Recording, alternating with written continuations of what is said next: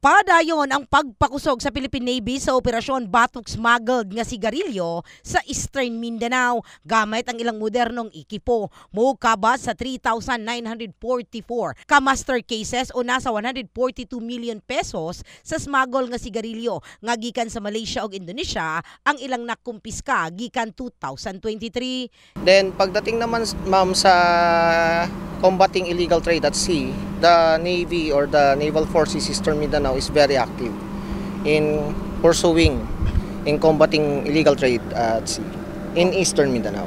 Butyag ni Lieutenant Commander Jerome Brian Mauring, Public Information Officer sa Philippine Navy Eastern Mindanao. Ipila usab ka mga Indonesian national ug Pilipino ang napasakaan na og kaso kalabot sa illegal nga aktibidad. Giangko ni Mauring nga daghan gihapon ang musulay sa pagpalusot og peke ug illegal nga sigarilyo. Hinungdan sa pagpakusog sa monitoring gamit ang modernong ekipo sama sa BRP Ladislao Diwa nga gigamit nila sa ilang maritime special operation. Nagpupursige tayo na nagkakaroon ng regular na conduct ng naval presence sa ating karagatan sa Eastern Mindanao. Samtang nakikalayo na ang Philippine Navy sa Royal Indonesian Navy sa pagpatrolya batok smuggling activities. In the heart of changing lives. Kini sa Brigada Richelle Gubalani, Brigada News.